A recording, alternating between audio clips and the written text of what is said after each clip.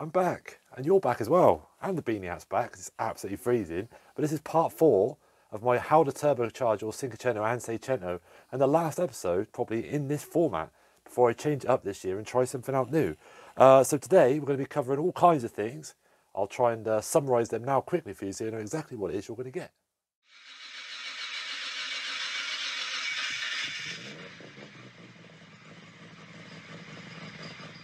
Now you would have noticed right at the beginning of this video, because it's pretty obvious, I'm holding a turbo. Today we're going to be covering turbos and manifolds, and a few little related bits to that. We're going to be covering oil cooling and oil relocation, because there is a reason why you'll need to do that, because especially if you run a similar setup to me, your oil filter will not fit. Also going to cover any other mods, actual physical things that you need to change on your engine, just to account for the fact that there's a turbo there. There's some changes you need to make to some coolant lines, and a few other little bits, and I'll just try and cover it as I go. I'm sure I'm going to remember stuff as we get along. And I'll probably just throw that in there as well. Anything I think that's going to help you actually do your turbo conversions. I've actually had a couple of people, actually a few people message me since the videos have come out, just asking various questions. So obviously there's some of them answers in the comments. But let's just dive straight in. It's going to be a little bit less pointing at me and pointing at the actual stuff I'm talking about this time. Right, so let's try and do this from this way round, okay? So I've got the old wide angle on so you can see my hands and stuff like that. Now, as I mentioned, first up, we're going to cover turbo conversion, the actual conversion itself. So I've covered absolutely everything you'll ever need to know, but this is something I want to cover in a little bit more detail. Now, what you'll find, especially with my engine, this is exactly what I've done to mine, and with a lot of the turbo conversions out there, you can just use the cast iron manifold. And this is literally just a completely bone stock one I've had kicking about. I don't remember if it's the one from the 1.2 or the 1.1, but for the purpose of this, it really doesn't matter. Now, is it the best manifold in the world? No. If you have a look inside it, the casting's all right. They're fairly strong. I don't ever hear too many of these cracking. They flow okay. But the best bit about it, as you can probably tell from me fumbling it around, is it's relatively compact. It sits pretty close to the block. Obviously, every one of you out there who's got a Cinquecento or Seicento has already got one bolted to their car. And it's actually relatively straightforward. Now, unless you own an oxyacetylene torch, if you do, happy days. If you don't, this is the one thing you're going to have to pay someone to do. Now, this is a turbo flange. This is a T3. Depending on what turbo you choose, which we'll go into in a minute, is depending on what flange you want to go with. Now, obviously, the most obvious thing here would be to go with a turbo flange that suits the most amount of turbos in the sort of size and power bracket that you're going for. Obviously, if you're going for fairly low power, you're going to go for like a pretty small turbo, something like a CT9 off a Starlet. You might take one off like a new Mini, stuff like that. Something that's supposed to run like quite a small turbo size. Then make sure you pick the right flange. Now this is just a mild steel one. I think I got it for like £10 off eBay.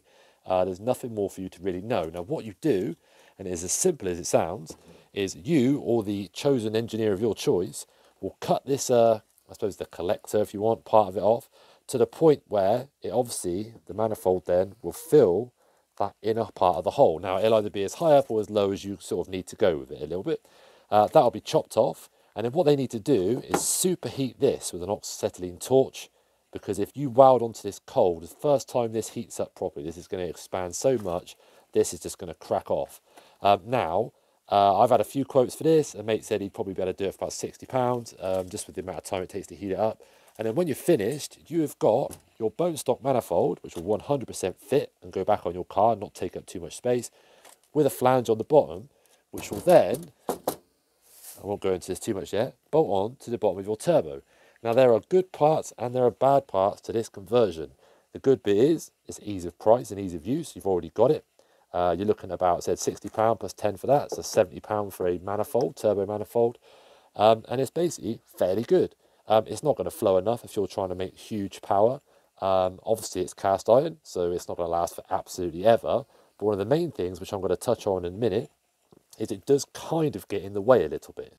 Now, I'm going to go over to my car now, and before we start touching on the turbo and other parts, and I'll actually show you what I mean. Right, here it is, the trusty turbo. So, the part that I said about this being good and bad size is, obviously, as you can see, there's not a vast amount of space on this side of the engine, obviously because of the radiator. Now this side normally obviously there's nothing there, but when you start cramming loads of turbo stuff in, you do run into problems. Now obviously this goes, I'm going to say, roughly about there. Now if you already notice, look how close it gets to the radiator, which normally isn't a problem because it runs, you know, probably about that far away from the manifold. It goes straight under the car, job's a good one. But if you now take a turbo and snap that there, in fact, I'm going to grab my turbo now. Right, now granted, this is a little bit of a big turbo. It doesn't even have the exhaust housing on it, but just for like a visual aid at least, you put that and that on the bottom, you start to run into all kinds of problems when it actually comes to the other items on your actual engine bay. So, for one, I tried to run a twin fan setup on these radiators, but with the turbo there's just not enough space. My turbo is literally sat like this. My turbo has also got a Kevlar jacket on it because it is, I'm going to say, about that far off the radiator. So this side at least, I'd probably say at least this much of the radiator is going to be getting a decent amount of heat going through it. Even for the intercooler, I mean, I'll be honest, there's probably no reason for this intercooler to be this far over. It could probably be further over that way. It certainly needs to be a little bit bigger, which I'll go into a little later on. But the other thing you'll find is on a Cinquecento or Seicento, if you've never looked at one, there is a hard line water pipe that runs across here. So it's a metal, well, it's steel pipe, comes out the side of the block, runs down and goes down into a little sort of owl shape, and then that connects everything else to the thermostat and the rest of the cooling system. With the turbo there, that coolant pipe hits the turbo, so you just cannot run it. You can't run it the same way unless you run your turbo slightly leant forward, but again, you're running into more problems. So what I've done with mine is instead of it running straight and then down, I've actually cut and welded mine so it comes out straight and then straight down like this before it gets to the turbo. And then I've just ran additional silicone rubber hoses and a joiner to basically run it underneath and past where the turbo is. I will redo that at some point because I'm still not massively happy with like the way that it runs. It's just a bit messy, but it works perfectly fine.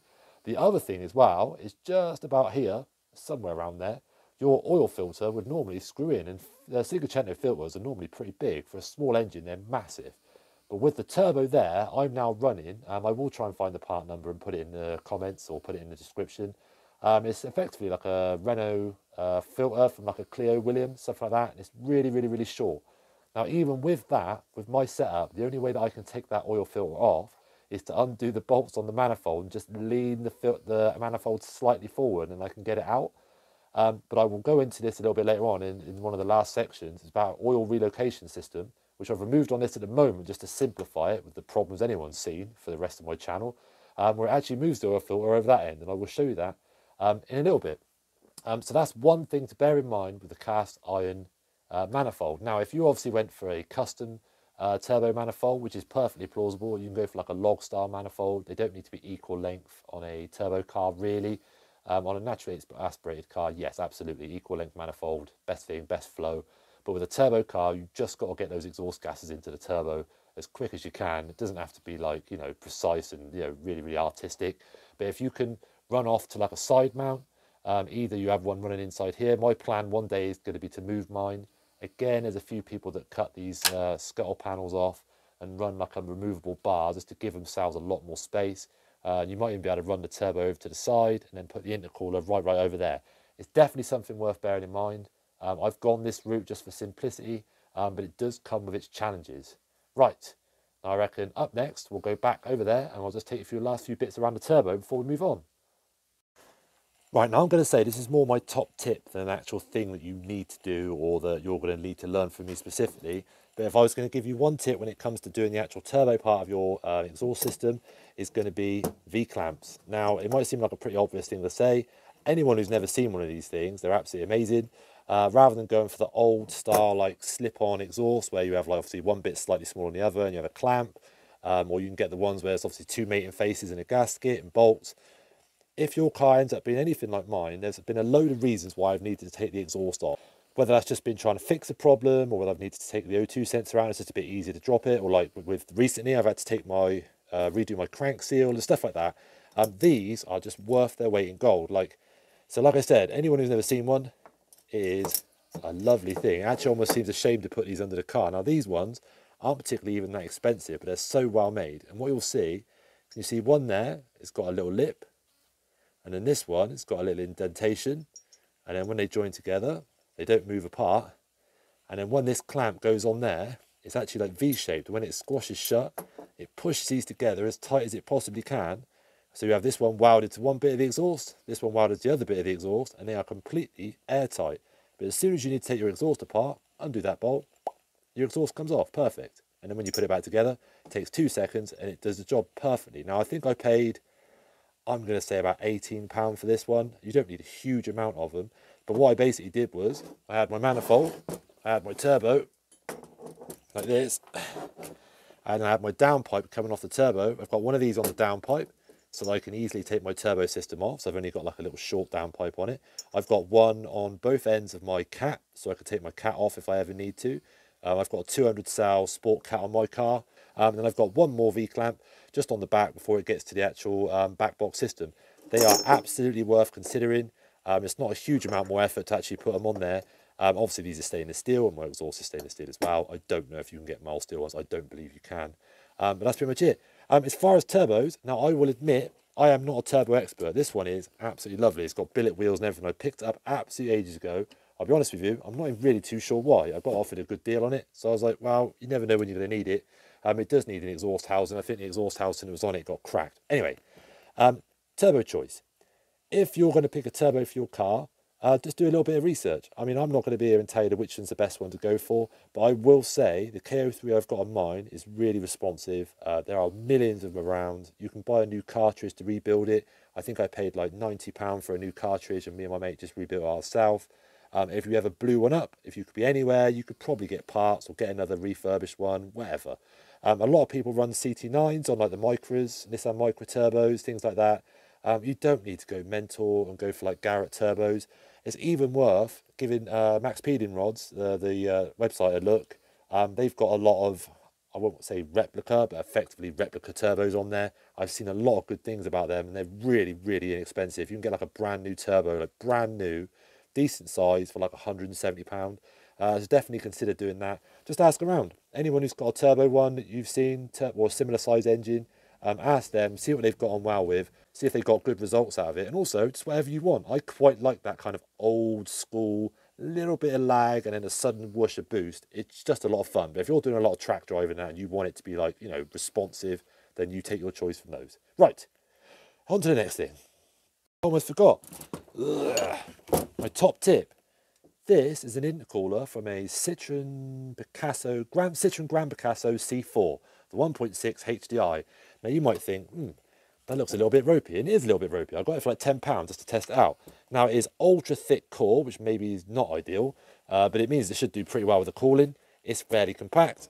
Both the outlet and inlet are on one side, which is pretty handy, because obviously if you look at the engine, you have the turbo in the middle, radiator one side, then you're probably going to want this on the other side. Now these inlets on here are like 54mm, I think, which is a pretty decent size for like most setups. I think that's what pipe work I'm running on mine. And you can pick these up for about £20, and it is obviously considerably bigger than the little tiny Van Aken one I've got on there. So top absolute budget tip, consider one of these, or a Fiat Stilo 1.9 TDI one is the one that most people go for. There you go, save some money. Right, up next, oil filter relocation and cooling. As you heard me say just a few minutes ago, depending on what setup you go to, you're more likely to run into problems with the way that your oil filter sits. And chances are, if you're building a turbo one, you might want to cool the oil down a bit anyway. There are two options for this. I'm not going to be telling, and some of you will know all this already, but it's definitely something worth considering, because I'll be honest with you, it kind of caught me out a little bit. So these are sandwich plates. So these really just fit between your engine and your oil filter. So more often than not, you would just run one of these, it bolts onto your engine, the oil filter screws in this side, and then you would run this off to an oil cooler. But if you're like me and you wanted to run a remote filter, then obviously that changes slightly. So what you basically do is, this bolts onto your car, you block this off with a handy Mocal block, so it basically just seals that down. And then what it means then, the oil's only got one way to go, and then it runs off from here down to your oil relocation, which is this. Now you'll notice I've looped this pipe off, that's just to stop it leaking. But all it really is, it's just that. It is a housing with an oil filter on it. So what you basically do is run your oil lines off this, all up to one side. The oil goes through the oil filter, then you run this one back to the engine. And you can mount this basically anywhere. Now, I actually mounted mine on the far right-hand side. So if you imagine the view we just had on my car, mine was right over here, just bolted onto this strut, and it is in the perfect place. Now, if you are running a remote oil filter, you need a sandwich plate without a thermostat in it. So if you look at these two, if you notice this one, it's just got a groove there. nothing else. And this one has got this little contraption. If you can just about see it, there's a spring inside there. This is a thermostat one.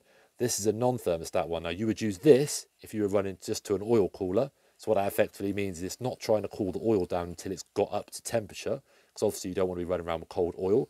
This one just lets oil straight through. So obviously if you're running a remote filter, you don't want to wait until the oil is heated up before it starts to filter through this.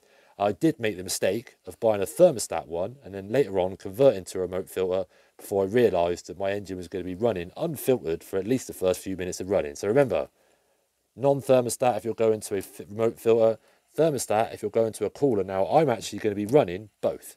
So I want mine to run off through my filter, through my oil cooler and back into the engine. So what I've decided is I'm just going to sacrifice that little bit of I suppose runtime heat. It's going to go through a non-thermostat one straight to a filter, so it's filtering my engine. Then it's going to go through the cooler. It's just going to mean the oil stays that bit cooler for a bit longer, but I'm pretty sensible. I drive the car nice and steady until it's nicely warmed up anyway, so it shouldn't be a problem. But definitely bear that in mind. Now this is an official Mocal one, really nice quality, not a huge amount of money. This is a brand, I'll be honest, I've never heard of in my life. But within reason, it's a block of billet aluminium. There's only so wrong it can really go. And same as this one. This is an official Mocal relocation plate. Again, not a huge amount of money. I think I paid about £40 for that. And this is the tiny little oil fill I was mentioning before. You might wonder why it's got some gold tape on it. Now, one, I do love gold tape, but this was when it was right next to the exhaust manifold. I've just never bothered peeling it off. But yeah, and then you've got the world is your oyster when it comes to oil coolers. Now, this is one I got off of a car that was being scrapped. It's a little bit oily because it actually blew a head gasket. Now this one's only tiny. You haven't got to go nuts. Obviously all you're going to be doing is running a bit of oil through there just to help cool it down. The one I actually went for on mine, if I can just get it out, I do recommend it because it's actually really nice quality. Oh, I've poured oil absolutely everywhere. Wonderful. Is that one. That's an APS one. Now again, another little tip, because something else that caught me out when I didn't know quite as much as I do now, fittings. Now really, really bear in mind oil fittings. So when you buy all of this stuff, so if you buy this, make sure, obvious thing I know, but if you're buying this, it's got half BSP fittings, make sure you get a sandwich plate with half BSP fittings and an oil cooler with half BSP fittings. It just makes everything so much easier when you're running pipes and stuff like that. You don't have to have mismatch ends. It just gets really, really confusing. Other than that though, I would say it's either something you're definitely going to have to do or something that you should just at least consider anyway, just because it'll make your life so much easier. I keep thinking of extra things to say. Now, one more thing which will catch you out, it definitely caught me out, is don't underestimate how much these are going to cost. Now, these are my braided lines, just because it runs so close to my turbo, and I wanted to get some really nice braided lines. These ones I just bought at a stock length. They just happened to be basically roughly the right size I needed. They maybe could have been a little bit longer. I think these cost me about £60, something like that, which when you think that an oil cooler is like 30 and the sandwich plate isn't that much, these actually make up quite a large bulk of the cost. And again, just bear in mind that whatever you get, like these ones, these are non-swivel ends. Just make sure that whatever fitting that you get is the right sort. So I've got two 90-degree ends on one end and straights on the other. Just pre-plan that so you don't end up wasting your money, which I'll be honest with you, I've done a lot throughout this project. I've kind of rushed bought or not quite thought far enough ahead, and it's cocked up and I've had to buy it again. So, you know, think smart, buy once.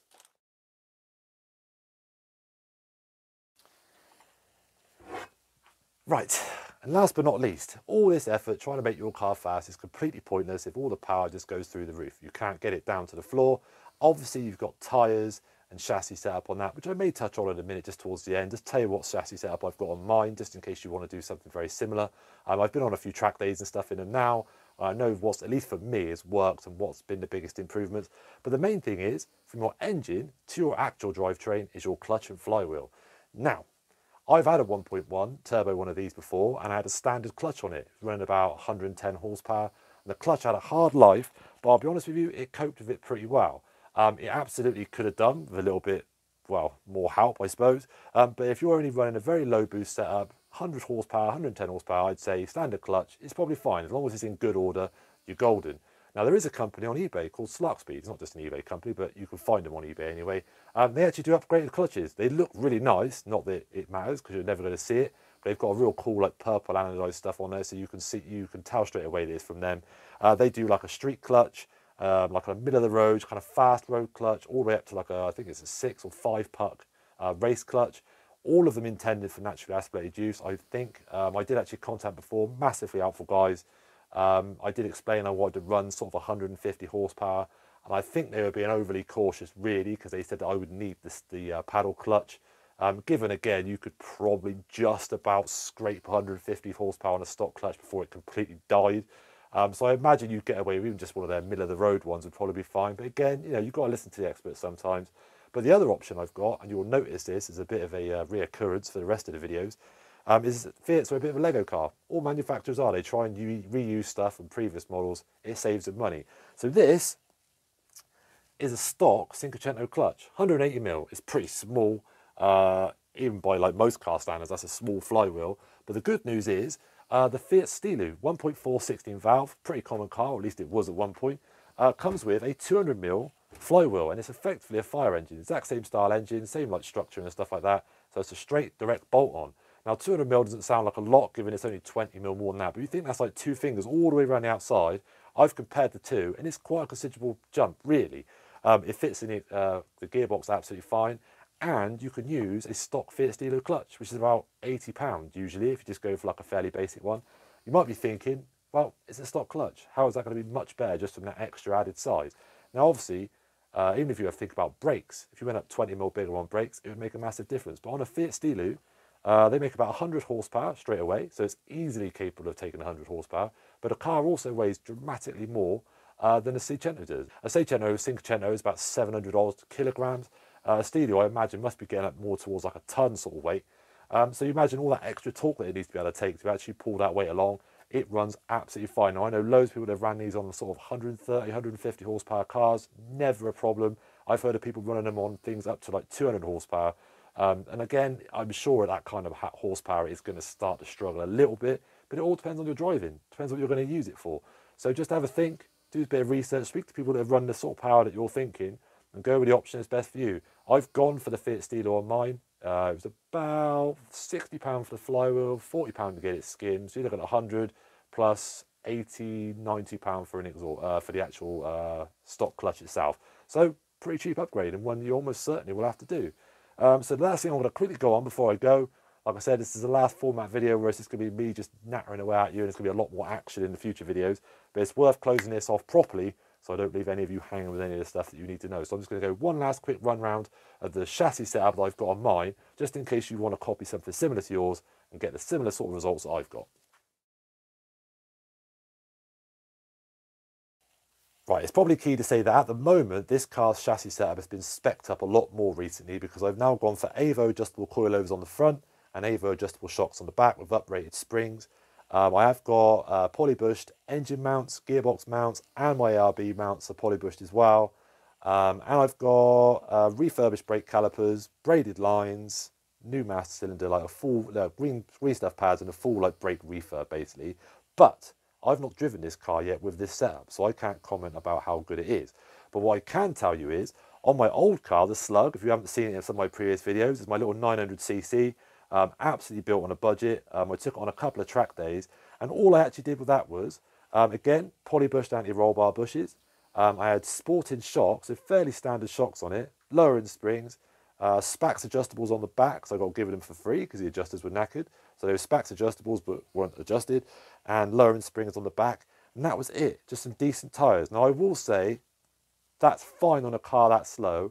It did lean a little bit, but otherwise it was an absolute riot. So I would say even if that car was turboed, it would probably be able to cope with the power all right with that setup, minus the brakes. I would say as long as you do uprated shocks, at least some kind of slightly shorter, slightly firmer sports shock, some really good lowering springs, around 40mm I'd say is ideal for these. Then polybush the anti-roll bar bushes, or at a minimum, just put some new rubber bushings.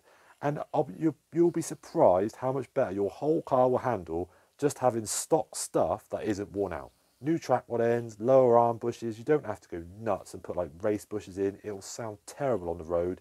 If you're doing track racing or track days most of the time, or it's just a weekend toy, fair enough, polybush the hell out of it. But I've gone for fairly soft polybushes on my engine mounts just because they can be a little bit prone to breaking, especially this back one. That takes a lot of abuse as the engine tries to tip. The rubber ones, I've had them snap a couple of times. But as far as the rest of the suspension, I've left mine rubber. It's not done a huge amount of miles, this car. They're all looking in good shape. And then just go with that. Brakes, again, down to what your use is going to be. I've just refurbed these. I wouldn't have said you need to go any more than these. There's a bit of a love and hate relationship with EBC brakes. I've never had a problem with them, but I've not done any massively intense track days on these. I'll give these a go. And if I don't get on with them, I'll upgrade the brakes. But I personally think brake size and caliper size on these, on a 13-inch wheel, on a track, on a car that's not being driven like an absolute pleb, they'll be absolutely fine. And that's it, within reason. That is everything that I think that you need to know, or everything I know, or everything I can at least think to put on video that's a coherent sentence about how to turbo your Cinquecento. Hopefully, by the end of watching this whole series, you'll either found out something, you'd have either managed to plan your entire project based on the stuff I've said, you might have changed your mind on some things, you might have even decided you don't want to turbo it now that you've known some of the effort that's gone into it. If you've watched any of my stuff, if you look at my playlist for the turbo, you will see that it has not been a smooth road. I'll be honest with you though, a large portion that's been me. That's stuff I haven't known, stuff I wish people had told me, stuff I thought I'd found out, things I didn't do properly. But I'm hoping this video will at least get people on the right track, especially if you're new to this. Either you're young or you've just got a Cinquecento and you're into other types of cars and you don't know what the deal is with these. Watch the videos, take notes, watch them and think, I don't know what I'm talking about. That's absolutely fine. Obviously, I've tried to aim this to try and be as broad as possible. But like I say, that is it. Any questions at all, stick them in the comments. I promise I do keep an eye on them. Obviously, as the video gets a little bit older, I tend to check them a little bit less, but definitely put them in. I will get back to you eventually. And I said, this is it. This is the last video in this kind of format. I'm going to be switching up a little bit this year.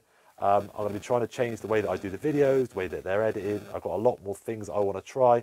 There's even a new project car on the way that I've got in the mix at the moment, which is going to be a hell of a lot of fun. And I say, hopefully you're going to see me working on cars a lot more and a lot less of this. But even then, until then, don't forget to check out my store. I've got some nice new t-shirts on there, some wicked designs I've just come up with. I've got another one in the works as well.